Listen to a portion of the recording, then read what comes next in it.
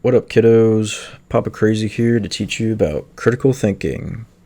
I've used critical thinking quite a bit throughout college, I think mainly.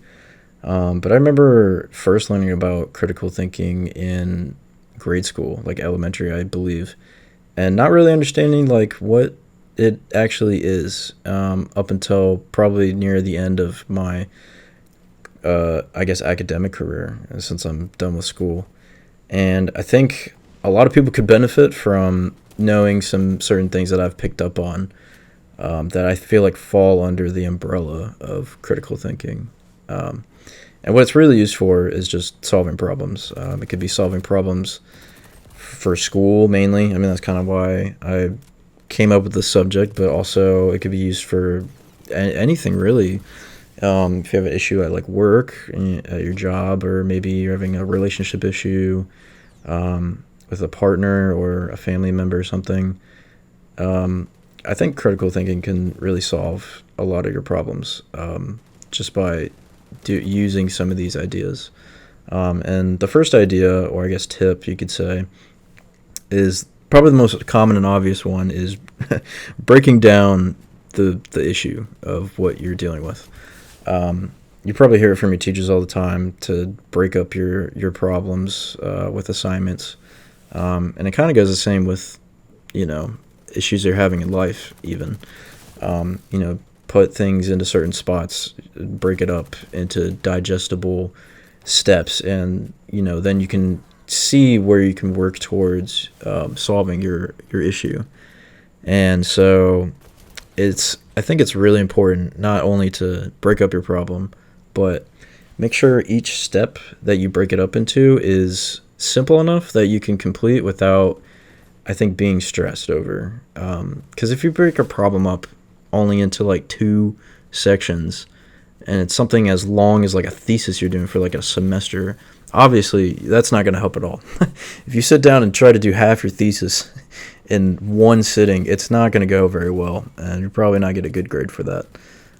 Same thing with like if you're trying to understand maybe a partner's issue with something and you only break it up into two sections. It's like, well, maybe the issue is more complicated than that. Maybe there's a lot of factors that go into it that you can't wrap your head around enough, and that kind of stresses you out. So it's good to be as simple as possible with your problems, but don't be too simple. Like if you're too simplistic, it's like, well, now you're breaking up too much. You're doing too many steps. You need to, have a good pace.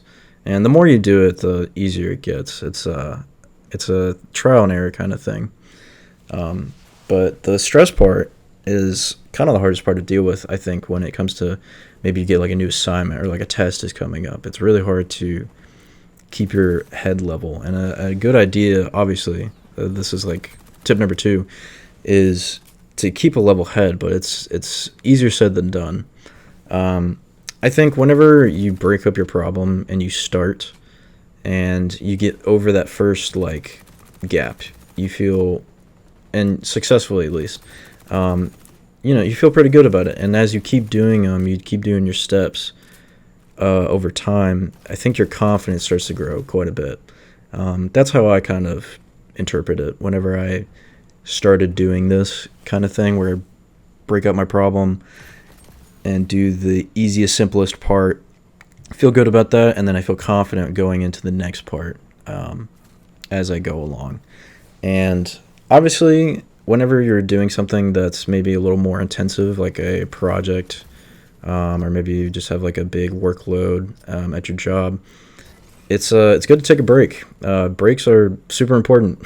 I think I don't know if that's been stressed enough by most common people nowadays, but yeah, taking a break really can help you get some fresh eyes. I think if you're doing something maybe super over long term, like over long course of time, like months or weeks or something, it's good to take breaks, while you're working on it throughout the day, maybe like a 15-30 minute break, go stretch, get some water, eat something probably, you're probably hungry, or, go for a walk or have a conversation. Just take your eyes off of what you're working on. And then also, if you're working on something that someone can help you with, I know not every assignment you can get help for, at least by like peers. Maybe your teacher can help you, but if you can get like another classmate to help you out, or maybe another coworker, it never hurts to ask. And getting fresh eyes on something, dude, someone can solve your problem right then and there as soon as they look at it. They're like, oh, you just need to fix this thing. That's like, oh, well, that was easy. Like, I should have done that earlier. So yeah, take advantage of people around you. I think that's a really good tip to have, and get fresh eyes on things. And then lastly, I think it's really just good to understand that solving a problem takes time. Some problems obviously might not take very long to solve at all, but the majority of the time when you're wanting to use, or needing, I guess, to use critical thinking, it takes a while to solve your problems. I can go back to thinking about this project I had in class one time, where I had to take someone's code and I had to modify it. And God, I went over the deadline. I could not figure it out. My teacher sat down with me and said, hey, I'm going to let you take another crack at it for another week, and I think you can get it.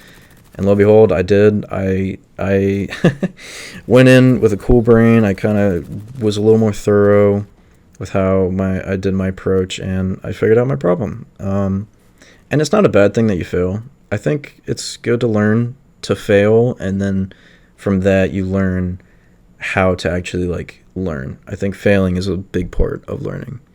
But that's all I got for this video. I hope you guys enjoyed. Use those little noggins of yours, and I'll see you next time. Bye.